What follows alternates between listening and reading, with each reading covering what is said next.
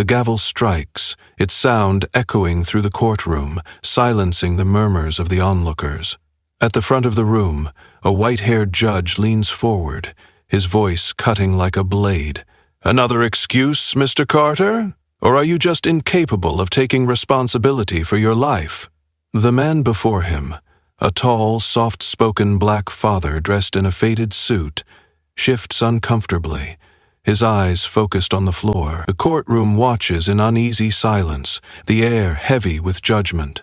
What no one, not even the judge, realizes is that this struggling father holds a secret that will expose the cracks in a system built to overlook men like him. Before we dive into this powerful story, tell us, where are you watching from? Share your city or country of origin below. We'd love to hear from you. Darius Carter was no stranger to struggle. At 38, he had spent most of his life juggling responsibilities that few could imagine.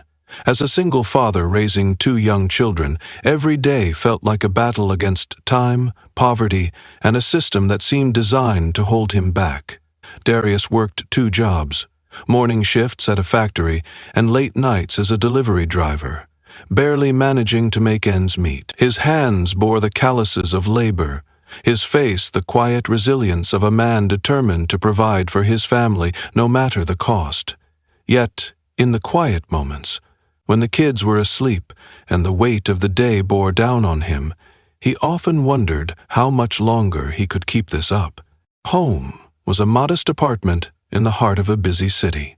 The walls were adorned with the vibrant crayon drawings of his 6-year-old daughter Layla and the carefully penciled sketches of his 11-year-old son Malik, who dreamed of becoming an architect one day. Darius took pride in those dreams, even as his own seemed distant and unreachable. His children were his world, his motivation, the reason he pushed through every obstacle thrown his way. But as much as he tried to shield them from his struggles, the strain sometimes slipped through. Like when Malik asked why his dad always looked so tired, or why other kids' dads had more time to play. This story begins in the bustling courthouse downtown, a place Darius had grown to dread. The towering marble columns and cold clinical lighting only added to the sense of unease that always accompanied him when he entered. Today was no different. A minor parking violation had spiraled into something far more serious. A missed court date had led to a hefty fine, one he couldn't afford to pay. Darius had tried to explain his situation to the clerk, how he had been working overtime that day, how the notice had gotten lost in the shuffle of overdue bills and school forms. But the system didn't care about context, only deadlines. Now he stood before the judge, another case number in a sea of files, another man expected to conform to a set of rules that seemed to ignore the complexities of real life. The judge, Harold Whitmore, was an imposing figure in his 60s, with sharp features and a reputation for his no-nonsense demeanor. To many, he was a symbol of order and discipline, a man who prided himself on being fair. But fairness often looked different, depending on who stood before him. As Darius approached the bench, clutching a folder of documents in his calloused hands, he could feel the weight of the judge's scrutiny. The courtroom was full of people waiting their turn, some glancing at Darius with fleeting pity, others with indifference. He tried not to let it affect him, but the whispers, the murmurs of assumptions about his character, his competence, were deafening in their silence. He knew this wasn't just about a parking ticket. It was about something much bigger, something he had been quietly fighting his entire life. Darius stood before the bench, his back straight, but his hands betraying the slightest tremble as he held his documents. Judge Whitmore adjusted his glasses, flipping through the papers with an air of impatience. The courtroom's hum seemed to die down as the judge's voice boomed across the room. "Mr. Carter, this is the 3rd time you've been in my courtroom this year. Parking violations, late fees, missed deadlines. You don't seem to have much regard for the law." His words were sharp, dripping with condescension. Darius cleared his throat, his voice steady but tinged with exhaustion. "Your Honor, I understand how it looks, but I'm doing the best I can. I work 2 jobs, and sometimes it's hard to keep track of. If you say it, then it's so." Judge Whitmore cut him off with a dismissive wave. "Excuses, Mr. Carter. That's all I ever hear in this courtroom. If you can't pay your fines, maybe you should consider making better life choices instead of blaming the system." The words stung, but Darius kept his composure. He glanced briefly at the spectators, catching sight of a few judgmental stares, others shaking their heads in quiet disapproval. In moments like this, Darius felt as though he were carrying not just his burdens, but the weight of all the assumptions people made about him, about men like him. "I'm not blaming anyone, Your Honor," Darius replied firmly. "I just need a little more time to make the payment. I've already set aside most of what I owe. I just need another week." The judge leaned back in his chair, tapping his pen against the bench as though deliberating. Then, with a heavy sigh, he delivered his verdict. "Mr. Carter, I've heard this story before. Deadlines exist for a reason. If we gave everyone an extension, we'd have chaos. I'm imposing an additional fine for your delay. You have 7 days to pay, or we'll proceed with garnishing your wages. Court adjourned."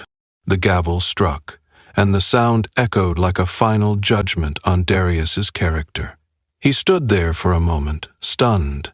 The fine was more than he could afford, even with another week of overtime. As the courtroom emptied, Darius felt the walls close in around him. He thought of Malik's upcoming school trip, Layla's new shoes that she desperately needed, and the groceries that were already stretched thin. But what hurt most wasn't the financial burden.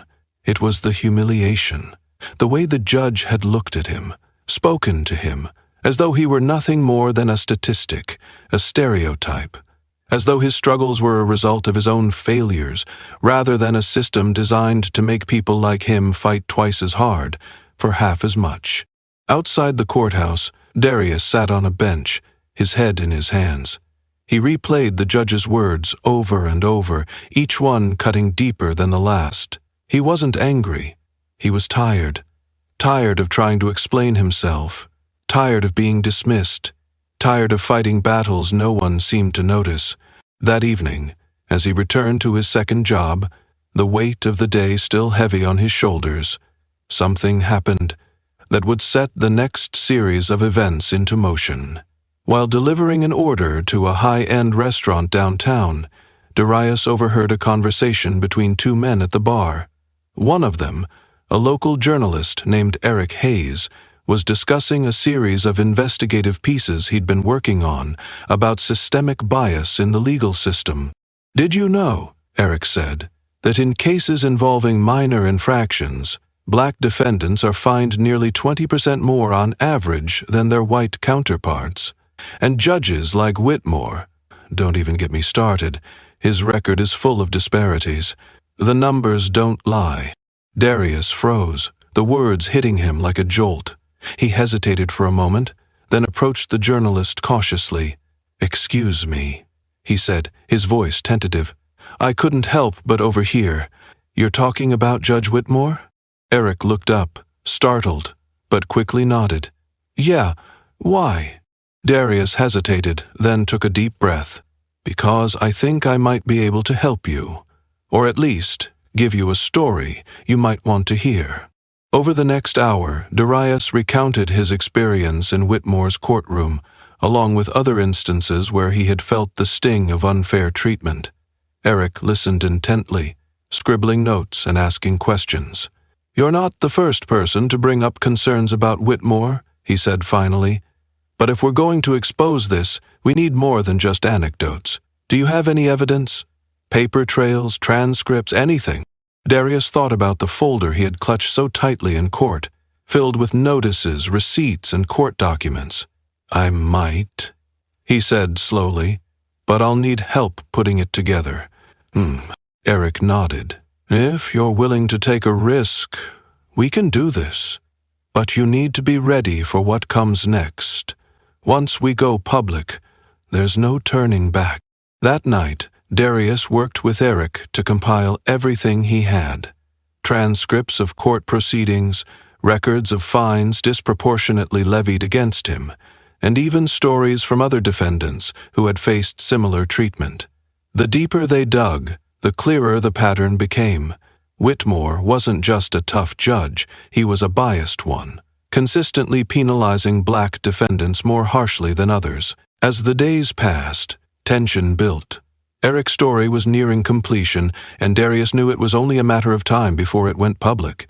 But the weight of what they were doing wasn't lost on him. He thought of Malik and Layla, of the life he was trying to build for them. What if this backfired? What if Whitmore retaliated? The risks were real, but so was the opportunity to make a difference, not just for himself, but for others trapped in the same system. Then, the breaking point came. Eric's article went live, accompanied by a video interview with Darius. In it, he spoke openly about his experiences, his voice steady but emotional. "This isn't just about me," he said. "It's about fairness. It's about a system that should be serving justice, not perpetuating inequality. People like me, we don't ask for special treatment. We just want to be treated like everyone else." The story spread like wildfire. Social media lit up with outrage, people sharing their own stories of unfair treatment in courtrooms across the country. Protests began outside the courthouse, demanding accountability. Judge Whitmore, once untouchable, found himself at the center of a growing storm. For Darius, the days that followed were a whirlwind of interviews, meetings, and moments of self-doubt. But through it all, he held on to one truth. For the first time, his voice was being heard, and it was a voice that wouldn't be silenced. The fallout from Eric's article was immediate and explosive. Within hours of its release, the courthouse where Judge Whitmore presided became the epicenter of protests. People gathered with signs that read, "Justice for all," and "Judicial bias," and "Accountability now." Activist groups joined forces with local residents, creating a united front that called for Whitmore's suspension and a thorough investigation into his courtroom practices. For Darius, the surge of public support was both inspiring and overwhelming. His face and story were now plastered across headlines and social media feeds, and his phone buzzed constantly with calls, texts, and notifications. Some were messages of encouragement and gratitude, while others were less kind.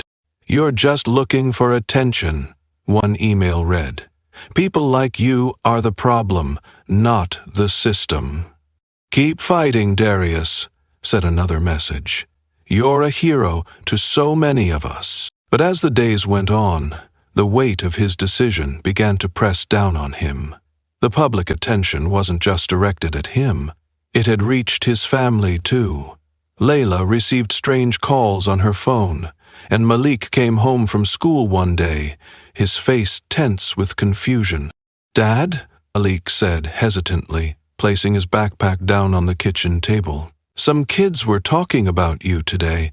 They said you're trying to get a judge fired. Is that true?" Darius knelt to his son's eye level, placing a reassuring hand on his shoulder. "I'm not trying to get anyone fired, buddy. I'm just trying to make sure people are treated fairly. That's all." Malik nodded slowly, but didn't say much else. As Darius watched his son walk away, he couldn't help but wonder if he'd made a mistake. He wasn't just risking his own livelihood, he was putting his family in the crossfire of a very public battle. The backlash wasn't limited to online hate. At work, Darius noticed his co-workers growing distant. Conversations would suddenly quiet when he walked into the room, and his manager called him into the office one afternoon. "Darius," the manager began, his tone hesitant. "I've been getting some calls from customers. They're concerned about all the media attention. I just want to make sure this isn't going to affect your performance here." Darius clenched his jaw but forced himself to respond calmly. "I've always done my job well, and that's not going to change. What I do outside of work doesn't affect how I deliver here." The manager nodded but didn't look convinced. "Just keep it in mind, okay?" Darius left the office with a heavy heart, feeling the isolation creeping in from all sides. It seemed like everywhere he turned there was resistance. Yet, amid the doubt and challenges, he found unexpected allies. One evening, as Darius sat at his kitchen table sorting through court transcripts and receipts, there was a knock at the door. He opened it to find an older woman standing on his porch, her face lined with age, but her eyes sharp and determined. "Mr. Carter?" she asked. "Yes, ma'am," Darius replied cautiously. "My name is Mrs. Wallace. I read about you in the paper." She held up a copy of Eric's article, folded and worn from being read and reread. "I've been dealing with Judge Whitmore for years. He fined me so much for a minor code violation on my property that I nearly lost my home. I thought I was alone in this, but after reading your story, I realized I'm not." Darius stepped aside, motioning for her to come in. Over the next hour, Mrs. Wallace shared her story, detailing the ways Whitmore's rulings had disproportionately targeted her and other elderly residents in her neighborhood. She wasn't the only one, she explained. There were others, people who were too afraid or too weary to speak up. As word spread, more people began reaching out to Darius and Eric. A young mother who'd been fined for an expired car registration, a small business owner whose permits had been unfairly revoked, a construction worker who'd been jailed for failing to pay a speeding ticket. Their stories painted a grim picture of a judge who seemed to wield his power with little regard for fairness or justice. Eric compiled the testimonies into a follow-up article, this time naming several individuals who were willing to go public. The pressure on the courthouse intensified, and soon the state's Judicial Oversight Committee announced that they would be launching an official investigation into Judge Whitmore's conduct. But Whitmore wasn't going down without a fight. In a rare public statement, he addressed the allegations with a mixture of indignation and defiance. "These accusations are baseless," he declared, standing at the podium during a hastily arranged press conference. "I have served this community for over 20 years, and I have always upheld the law to the best of my ability. This is nothing more than an attempt to discredit me by individuals who refuse to take responsibility for their own actions." The statement only fueled the fire. Protesters outside the courthouse grew louder, their chants echoing through the city streets. Local news stations began airing segments on judicial bias, and Darius found himself being invited to speak on panels and podcasts. "I never wanted to be in the spotlight," he told one host during a live interview. "I'm just an ordinary guy trying to do right by my family. But when you see injustice, you can't just look the other way. You have to stand up, even when it's hard." The support he received from the community kept him going, but the challenges didn't stop. One morning, Darius woke up to find graffiti sprayed across his garage door. The words liar and snitch were scrawled in bright red, the paint still fresh. Layla gasped when she saw it, her hand flying to her mouth. "Darius, this is too much. What if it gets worse? What if they come after us?" Darius wrapped his arms around her, trying to provide comfort even as his own fear bubbled beneath the surface. "I won't let anything happen to us," he promised. "But I can't back down now. Not when we're this close to making a real difference." That same day, Eric called with news that gave Darius a renewed sense of hope. "We've got enough evidence," Eric said. "The Oversight Committee is holding a hearing next week, and they want you to testify." Darius's breath caught. The thought of standing in front of a panel of officials, speaking out against a powerful judge, was daunting. But he knew this was the moment he had been working toward. The week leading up to the hearing was a blur of preparation. Eric coached Darius on how to present his case effectively, while supporters from the community rallied around him. Malik even made a sign for one of the protests, proudly holding it up as he stood alongside his father. On the day of the hearing, the courtroom was packed. Reporters lined the back wall, their cameras trained on the proceedings. Judge Whitmore sat at a table near the front, his expression unreadable but his posture rigid. Darius took a deep breath as he stepped forward to testify. His voice wavered at first, but as he recounted his experiences and shared the stories of others who had suffered under Whitmore's rulings, he found his strength. "This isn't just about me," Darius said, his voice steady and resolute. "It's about a system that's supposed to uphold justice, but instead punishes people for being vulnerable. We deserve better. Our children deserve better." By the time he finished, the room was silent. The weight of his words hung heavy in the air, and for the first time, Darius felt like he had truly been heard. The hearing marked a turning point in the fight for justice. The Oversight Committee promised a thorough review of Judge Whitmore's cases, and within weeks, the judge was placed on administrative leave pending further investigation. For Darius, the victory was bittersweet. The road had been long and fraught with challenges, but it had also shown him the power of resilience and community. He had stood up, not just for himself, but for everyone who had been silenced by a system that too often failed them. And in doing so, he had proven that change, while difficult, was possible. Months passed as the investigation into Judge Whitmore unfolded. The Oversight Committee worked tirelessly, scrutinizing years of rulings, financial records, and testimonies from dozens of individuals who had come forward. Darius continued to serve as the face of the movement, attending town halls, speaking at rallies, and standing shoulder to shoulder with others who had been victims of judicial misconduct. Distress weighed on him and his family, but there were moments of light amidst the darkness. Malik, once confused by the attention surrounding his father, now walked with pride when people stopped Darius in public to thank him. Layla found solace in the growing network of supporters who rallied behind their cause. They weren't alone in this fight, and that realization gave them strength. Finally, the day arrived when the Oversight Committee released their findings. The report was damning. It detailed a pattern of discriminatory rulings, excessive fines, and questionable financial dealings. Whitmore had consistently targeted marginalized communities, using his position to exert control over the most vulnerable. The report also uncovered evidence of kickbacks from private contractors who benefited from the penalties he imposed. The findings were broadcast across every major news outlet. Headlines read, "Judge Whitmore exposed in corruption scandal and justice prevails. Community uproar forces accountability. Public pressure."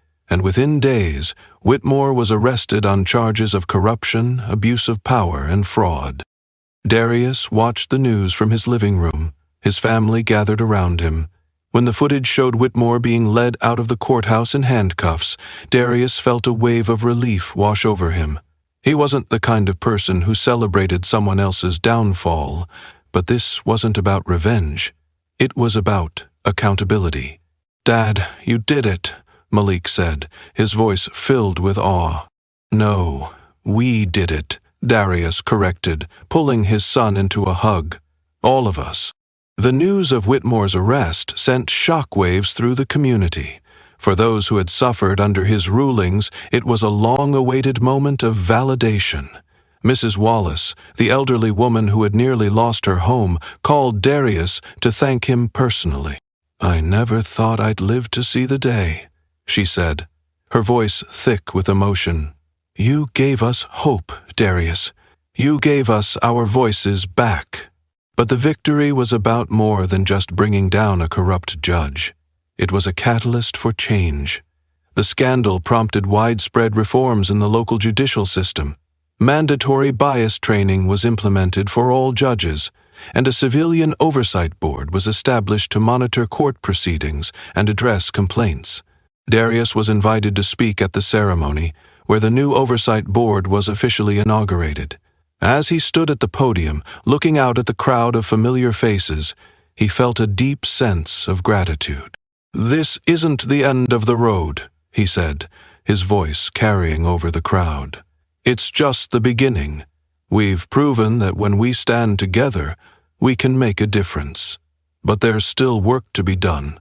Justice isn't a destination, it's a journey, and we have to keep walking that path, no matter how hard it gets. The crowd erupted into applause, and Darius felt a swell of emotion. This fight had tested him in ways he never could have imagined, but it had also revealed his own strength and resilience. It had shown him the power of community and the importance of standing up for what was right, even when it was difficult. In the months that followed, life began to return to normal for Darius and his family. The media attention faded and the protesters outside the courthouse dispersed, but the impact of their actions lingered. People in the community walked a little taller, spoke a little louder, and believed a little more in the possibility of change. One afternoon, as Darius walked through the park with Layla and Malik, he noticed a group of teenagers playing basketball. They waved him over, and one of them called out, "Mr. Carter, want to join us?" "Mr. Carter, want to join us?" Darius laughed and shook his head. "I'm too old to keep up with you guys." "Come on, Dad," Malik urged, tugging at his arm. With a grin, Darius gave in, joining the game and letting himself enjoy the simple joy of the moment. For the first time in what felt like ages, he wasn't thinking about protests or hearings or courtrooms. He was just a man playing basketball with his son, surrounded by a community that had been forever changed, for the better. And as the sun dipped below the horizon, casting a warm glow over the park, Darius felt a profound sense of peace. The road ahead would still have its challenges, but for now, he allowed himself to bask in the knowledge that he had done his part to make the world a little bit brighter. Darius Carter's story isn't just about one man standing up to a corrupt system. It's about the power of resilience, unity, and the belief that justice can prevail when good people refuse to stay silent. His courage not only exposed Judge Whitmore's wrongdoing, but sparked a wave of change that rippled through the entire community, proving that even the most deeply rooted biases and injustices can be challenged and dismantled. But stories like Darius's aren't confined to the headlines or courtrooms. They exist everywhere, often in the shadows, waiting for someone brave enough to shine a light on them. How many more Judge Whitmores are out there, hiding behind the facade of authority? How many people like Darius are fighting battles we don't see, quietly enduring struggles we can't imagine? This is where you come in. Change doesn't happen by itself. It takes action, it takes awareness, and it takes people like you to demand better. So we have to ask, have you ever witnessed or experienced a situation where someone stood up for justice against all odds? How did it inspire you, or what did it teach you? Share your stories in the comments below. We'd love to hear them. Let Darius's journey remind us all that even when the odds seem stacked against us, the fight for justice is always worth it. Let it remind us that when we stand together, we can challenge the systems that hold us back and build a world that's fairer and more compassionate for everyone. And if this story resonated with you, don't keep it to yourself. Share it with someone who needs a little inspiration or a reminder that change is possible. Together, we can keep these conversations alive, spark critical thinking, and make an impact far beyond this video. Thank you for watching, and remember, the fight for justice begins with us. Stay strong, stay hopeful, and keep striving for a better tomorrow. Until next time, take care, and don't forget to like, comment, and subscribe for more stories that matter.